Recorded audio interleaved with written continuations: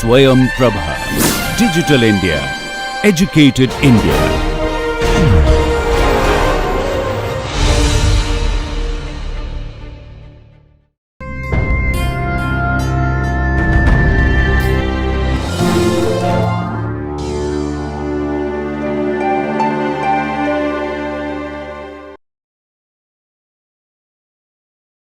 Hello.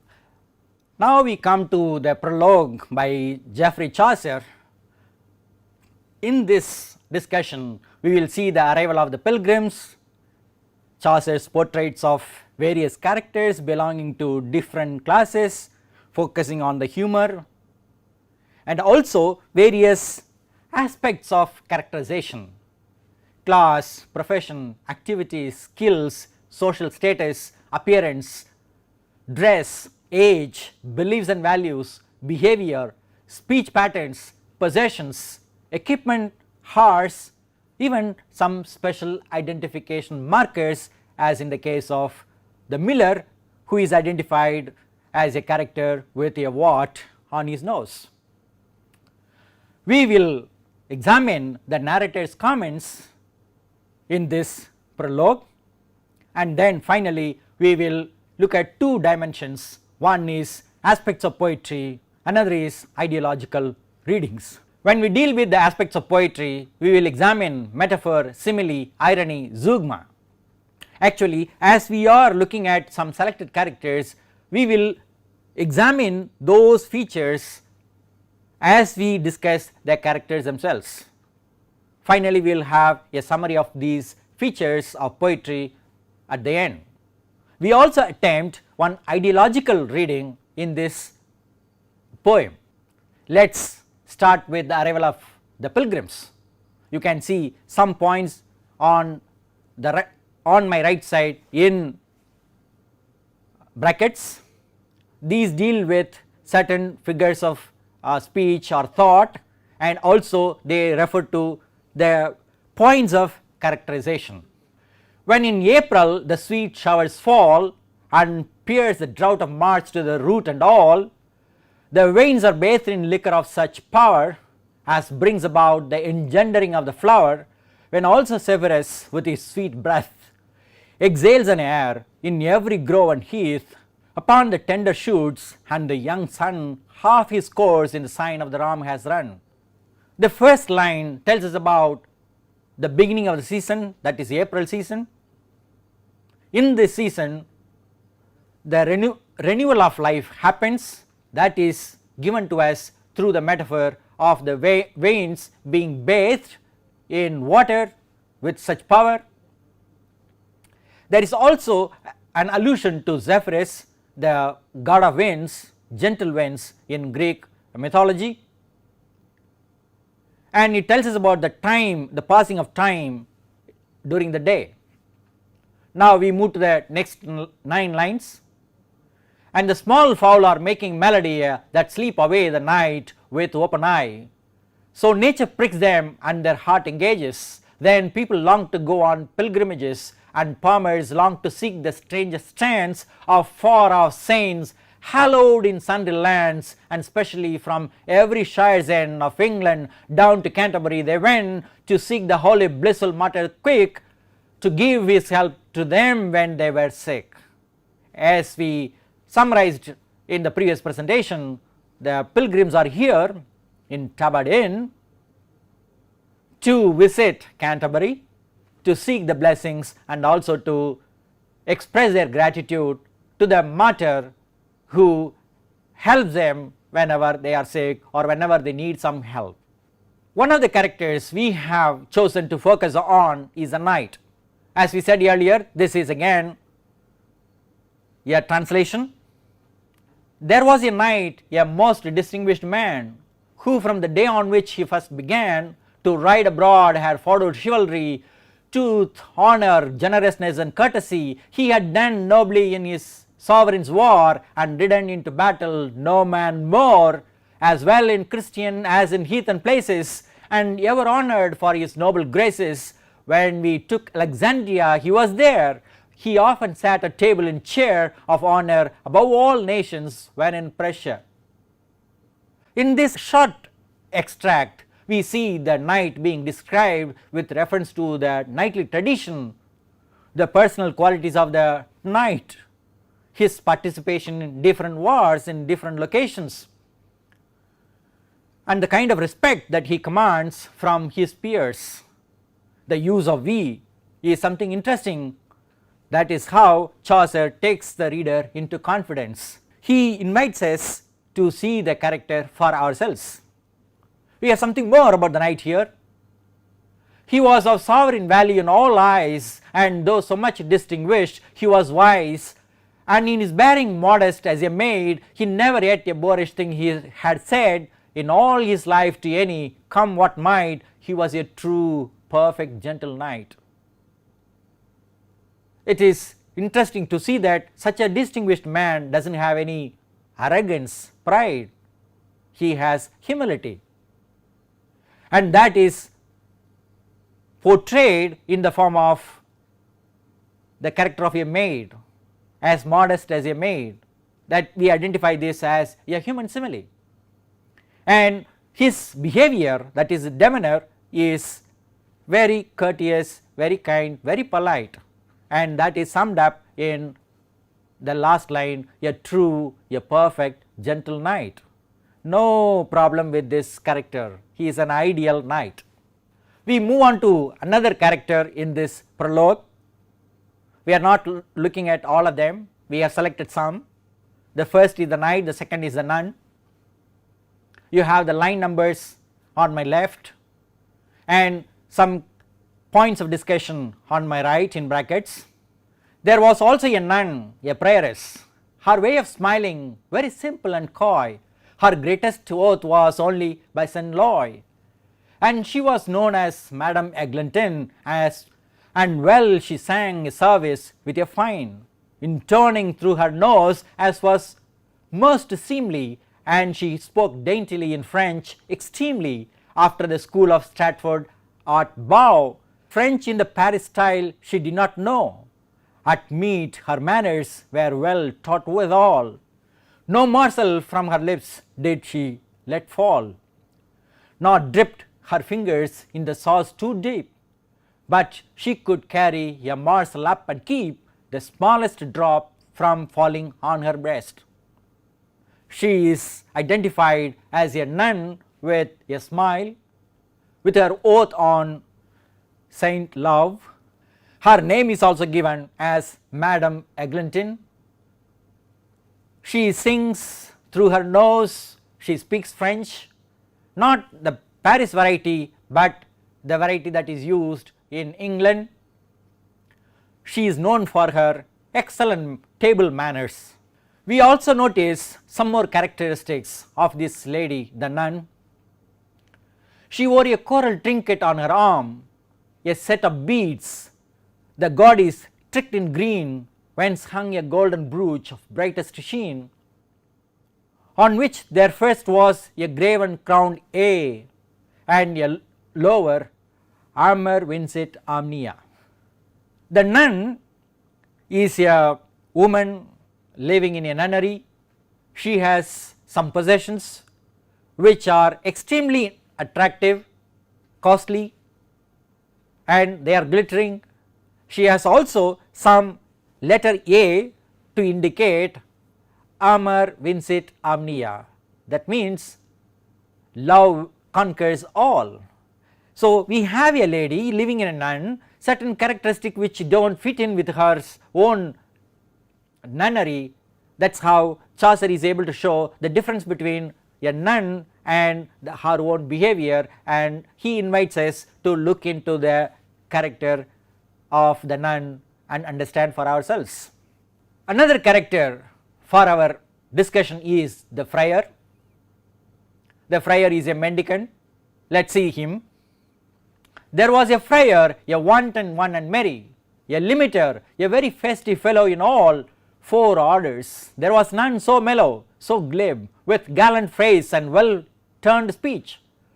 He had fixed up many a marriage, and giving each of his young women what he could afford her. He was a noble pillar to his order. Highly beloved and intimate was he with county folk within his boundary. Before we go to the next part, let us see the comments we have on my right. The major characteristic of this friar is wantonness, merrymaking. So, throughout the characterization of this pilgrim, we have many of the ideas relating to his being a jolly fellow, a festive fellow. He is a very energetic person, his attitude is wonderful, and this energetic wonderful attitude is indicated to us through this hyperbole. In all the four orders there was none like him, and his speech is also given some focus, so glib with gallant phrase and well turned speech he could attract his clients. He also participates in social functions for his own gratification, and that is where we have this irony as well. He is a noble pillar of this order, and one of the most important characteristics of this particular character is he is able to relate to all kinds of people in his area very well. He was intimate, that is very interesting. Highly beloved and intimate was he with county folk within his boundary, and city dames of honor and possessions, for he was qualified to hear confessions, or so he said. With more than priestly scope, he had a special license from the Pope, sweetly heard his penitents at shrift, with pleasant absolution for a gift. He was an easy man in penance giving, where he could hope to make a decent living. The kind of people that he mixes with is what is given here in city dames of honor and possessions. His job, what he does is to receive confessions from others, and he has more functions, or he claims that he has more power to do certain things like getting a special license from the Pope, and whatever he does there is a profit motive. That is why this idea of profiteering we have mentioned here. He gives mercy easily to people who come to him for confession. He was an easy man in penance giving. What is his service? How does he do it? We have these lines to tell us about the kinds of service that he does. He kept his tippet stuffed with pins of curls and pocket knives to give to pretty girls, and certainly his voice was gay and sturdy, for he sang well and played the hurdy-gurdy. At sing-songs he was champion of the hour. His neck was whiter than a lily flower, but strong enough to butt a bruiser down. His relationship with pretty girls is given more importance. He sings, he plays music with this instrument hurdy-gurdy, and even Chaucer notices the white color of his neck to tell us about how soft he is. At the same time he tells us the friar is strong enough to rebut a bruiser, that is a fighter. We have a few more characteristics of this friar. He knew the taverns well in every town, and every innkeeper and barmaid too, better than lepers, beggars and that crew. For in so eminent as he, it was not fitting with the dignity of his position, dealing with a scum of wretched lepers. Nothing good can come of commerce with such slum and gutter dwellers, but only with the rich and victual sellers. We have an interesting case of this poetic device called zeugma here in line number 244. He knew, that is only one verb that connects two objects here. He knew the taverns well, he knew the innkeeper as well, and when it comes to barmaid, that knew will have additional connotative meanings which tell us about the friar's own character and wantonness. and so eminent a man will not stoop down to give pardons or to give confessions for poor wretched people like lepers or slum and gutter dwellers. Next we have the knowledge or the scholarship, what kind of knowledge that the friar has. And now he roamed just like a puppy, he was ever prompt to arbitrate disputes on settling days for a small fee in many helpful ways, not then appearing as your cloistered scholar with the threadbare habit hardly worth $1, but much more like a doctor or a pope. He was a learned man or a man with some knowledge to solve disputes among people in his own area, of course for a fee, that is important. We have this animal simile in line number 264 where Chaucer connects puppy with this friar. On the one hand it tells us about the energy of the character, at another level it tells us the character's lower instinct. Chaucer describes the friar as a man who wears dress properly according to occasion, like a doctor or a pope. Here again we have a human simile, that is a man being connected with another man, a doctor or a pope.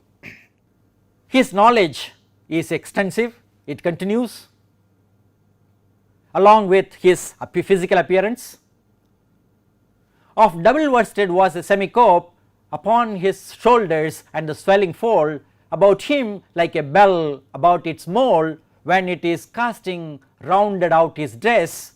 He lisped a little out of wantonness to make his English sweet upon his tongue. When he had played his harp or having sung, his eyes would twinkle in his head as bright as any star upon a frosty night.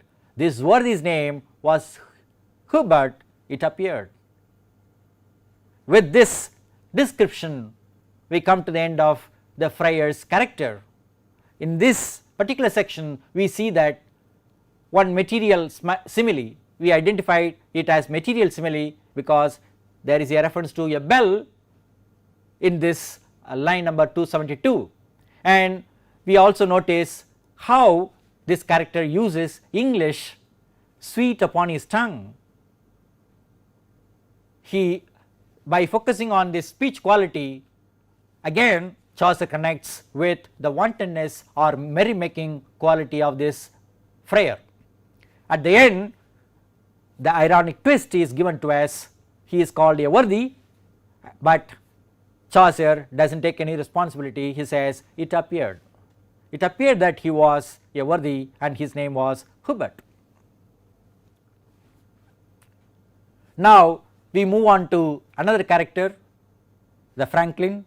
He belongs to the landed gentry class.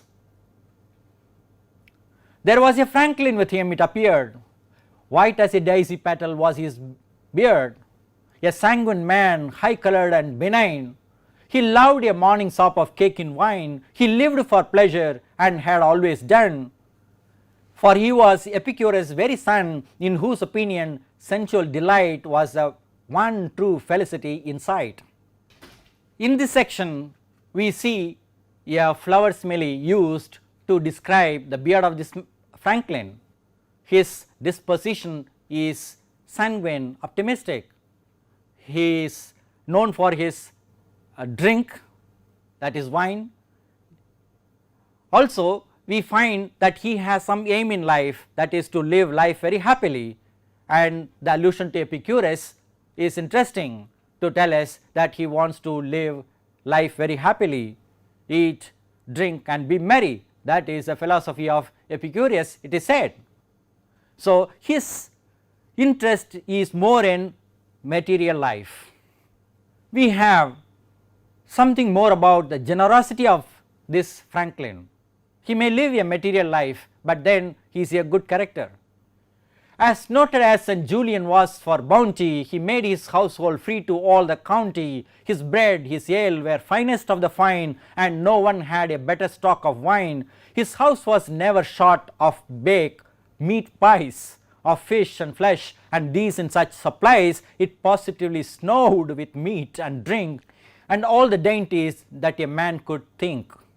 Fish and flesh. Fish and flesh is part of this alliteration, and the entire passage tells us about all his belongings, particularly those items of drink and food. Everything is available to everybody. We come to a very interesting character in the whole of Canterbury Tales, that is the wife of Bath. A worthy woman from beside Bath city was with us, somewhat deaf, which was a pity. In making cloth she showed so great a bent, she bettered those of Ypres and of Ghent. In all the parish not a dame dared stir towards the altar steps in front of her, and if indeed they did, so wrath was she as to be quite put out of charity. In this part we see her gender, that is, she is a woman, and she comes from a particular location called Bath city. Chaucer describes the wife of Bath with reference to her gender and also the place of origin, that is Bath city. He also points out the hearing capacity difficulty in her. At the same time, he highlights the extreme skill, expertise of this lady in making cloth.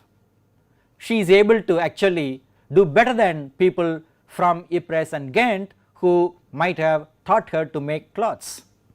Let us continue with the wife of Bath now. Her kerchiefs were of finely woven ground. I dared have sewn they weighed a good 10 pound. The one she wore on Sunday on her head. Her hose were of the finest scarlet thread and gartered tight. Her shoes were soft and new. Bold was her face, handsome and red hue. A worthy woman all her life. What's more, she has had 5 husbands, all at the church door, apart from other company in youth. No need just now to speak of that, forsooth. And she had thrice been to Jerusalem, seen many strange rivers, and passed over them. In this section we find certain aspects of the wife of Bath with reference to the possessions, whatever she has, like her kerchiefs, her hose, her shoes. We come to the physical appearance of the lady in terms of her face, handsome, red in hue, and also about her travels, which you will see a little more in the next part. Most importantly, we see her marital status. She had already had 5 husbands, and she has also had many other men in her relationship. This is one aspect that feminist writers or critics may have some exception, but then at that time Chaucer was writing about this lady for a particular audience, and so we have this ironical presentation of the wife of Bath, but at the same time Chaucer does not comment saying that she was a bad lady or a good lady. She had been to Rome and also to Boulogne, St. John's of Compostela and Cologne, and she was skilled in wandering by the way. She had gap teeth, set widely, truth to say. Easily on an ambling horse she sat, well wimpled up, and on her head a hat as broad as is a buckler or a shield. She had a flowing mantle that concealed large hips, her heels spurred sharply under that. In company she liked to laugh and chat, and knew the remedies for love's mischances, an art in which she knew the oldest dances. Again we have this ironical presentation. Her mouth, particularly with reference to her gap teeth, is focused. Her appearance with reference to the look, the face, the large hips that she has, and also her knowledge of the worldly life that she knows. We have a story, that is a tale, an imaginary tale or a real tale that he saw, and that was a common art form in his period. Chaucer, the narrator, now tells us about his own way of telling. Now he takes the reader into confidence and tells, Now I have told you shortly in a clause the rank, the array, the number and the cause of our assembly in this company in Southwark at that high class hostelry known as the Tower, close beside the bell, and now the time has come for me to tell how we behaved that evening.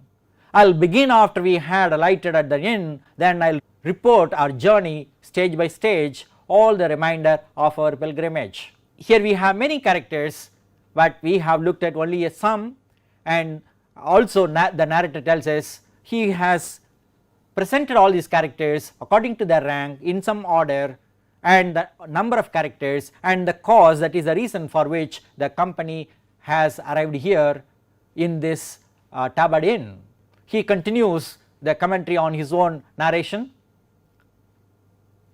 But first I beg of you in courtesy not to condemn me as unmannerly if I speak plainly and with no concealings, and give account of all their words and dealings, using their very phrases as they fell, for certainly, as you all know so well, he who repeats a tale after a man is bound to say as nearly as he can each single word if he remembers it, however rudely spoken or unfit, or else the tale he tells will be untrue, the things pretended and the phrases new. This is a story about the way in which the story is told. The narrator begs of the reader to understand the way in which he has told the story. He tries to be honest, genuine, and tells this is what he knows and he shares. Here we come to an important point about the storytelling method of Chaucer.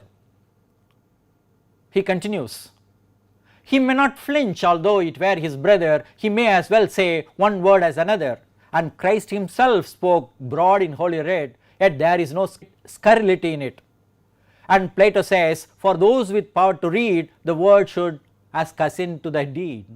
Further I beg you to forgive me if I neglect the order and degree, what is due to rank in what I have planned, I am short of wit, as you will understand. The poet quotes Christ to say that there is no scurrility or offense in telling the truth. He also refers to Plato, who says the word and deed should be similar. And if there is any problem, he says, tells the reader, I am short of wit, as you will understand. But as you know very well, Chaucer was a great poet. He had enough wit to entertain the royal court of his time, and he continues to entertain people to this day. His writing at that time could be something like an equal to what we have in our TV serials today, telling about people and their characteristics and their difficulties throughout their life. What are the aspects of poetry that we have in the prologue? First, look at the form. It is a tale. It need not tell everything true about whatever we have in these characters. Some may be imaginary, some may be made up, some exaggeration will be there to make the story more interesting for the reader. To make the story interesting, Chaucer uses certain poetic devices like metaphor, simile, irony, zeugma. There is an element called hyperbaton, which we find being lost in translation. Here we have one example in the original here. The metrical aspect of this poem refers to the 10 syllables we have and the 5 feet we have, and on the whole making iambic pentameter. We have alliteration in some examples like second strange strandes, assonance in shores sote. We have rhyme, end rhyme at the end. We have caesura, enough pause in the beginning, enough pause in the middle here and there, and then we have enjambment, that is lines move from one to another continuously. Let us read these 4 lines for understanding rhyme, caesura and enjambment. One Zephyrus eke with his sweet breath, in spirit hath in every halt and heath, the tender crapis and the young sane hath in Rama his half course irane. The line 5 continues with line 6 and we have a pause in the middle in line 7 after crapis we have indicated through a slash line, and end rhyme we have breath het sane rane. We have this continuous, that is run on line from breath to inspirate, from sun to hat, and these first 18 lines make up one long sentence. However, the poem is simple for us to understand. Certain ideological readings of this poem can be undertaken, and this ideology can refer to many persuasions, particularly the class structure that we have in this poem. We may not give answers to all these questions, but then these questions will lead you to understand the hierarchical society that we have in this poem. Why did Chaucer write the Canterbury Tales? He wrote some poems in French, some in Italian, fine, then why did he choose to write in English? How does the tale represent the medieval society? The question of representing a society of a particular time. It is said that Chaucer's poetry, particularly these Canterbury Tales, tells us more about medieval society than any historical book. What is the ideological function of the tale? In this particular question we focus on the power structure hierarchy. Why does not Chaucer say anything negative about the knight? All other characters have some kind of defects in their characterization, whereas the knight alone does not have any problem in his character. He is the most idealized character we have. We also have one idealized character in the parson or plowman, but particularly critics have asked questions about why the knight is so idealized. Why does Chaucer almost caricaturize a character called Reeve, one group of characters who have many defects in them, they are almost caricatures. Why does Chaucer idealize the parson and the plowman?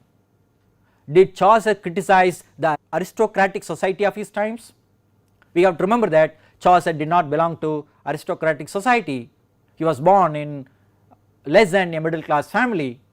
He rose steadily in his life. He always had contacts with aristocracy in his life. Why does he group the guildsmen, the tradesmen together and describe them in a few lines? He does not give more lines for the tradesmen. In fact, the cook of these guildsmen, the cook is described more vividly than the guildsmen. Why is it so? We have many questions. These questions relate to hierarchy, and this hierarchy has some connections with the religious society of the time, or the economic practices of the time, or the social practices of the time. It will be very interesting for us to see what kind of attitude did Chaucer have towards upper class people or middle class people or lower class people. Or we refer to the peasants' revolution at the beginning of Chaucer's poetry, and what kind of role did Chaucer have during that time? In fact, Chaucer was a representative of the king, he was a member of parliament, he was an officer to deal with problems of the peasants at one point of time. So, how did he really examine or look at things of his day? These are questions. We can answer these questions based on our own convictions. A person with a Marxist tendency or with a completely economic background will look at this in one way. A person, a reader with a religious understanding will say some other things like this is a religious poem, or it is a poem about pilgrimage, and the host is connected with Jesus Christ, Holy Ghost and all that. It is a Christian poem. someone will argue like this? These are questions from different points of view, and we will not be able to look at this poem from linguistic point of view, because what we deal with is a translation, although from English to English. Now let us have some fun with Chaucer's English.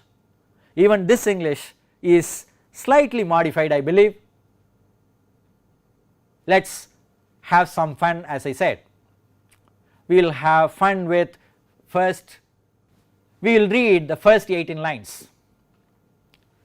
One that April with his shore sote, the drought of March hath a pursuit to the rote, and bath through every vein in such liquor, of which virtue engendered is a flower. One Zephyrus eke with his sweet breath, inspired hath in every holt and heath, the tender crapes, and the young sun hath in the ram his half course irane.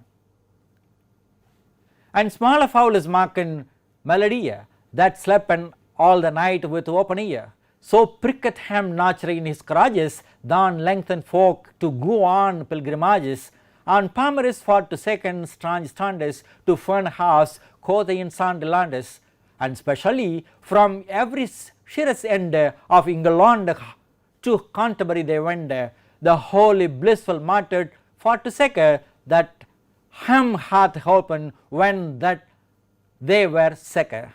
We hope you enjoyed listening to Chaucer's presentation of his characters. In this presentation we have seen the arrival of the pilgrims in the prologue. We have examined Chaucer's portraits of certain characters like the knight, the nun, the friar, the franklin, the wife bath, with reference to class, profession, activities, skills, social status, appearance, dress and age, beliefs and values, behavior and speech, patterns, possessions, equipment, even horse. We mentioned about special identification markers with reference to the what in the miller.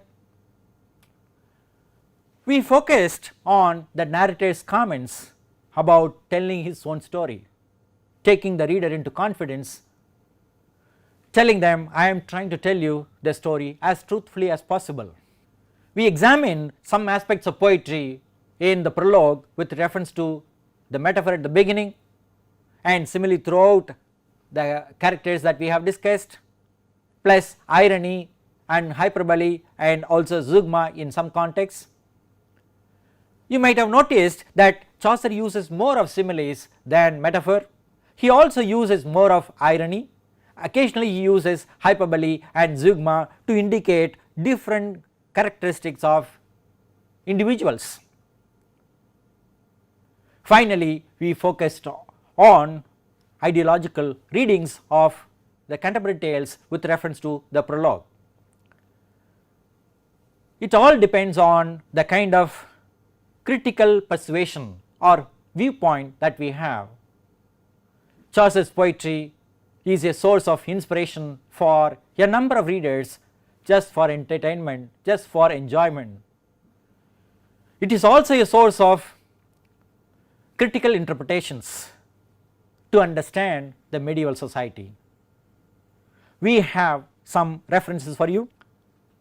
If you refer to Blamirace's article Chaucer the Reactionary, Ideology and the General Prologue to the Canterbury Tales, you will understand more about the ideological readings of this poem. Thank you.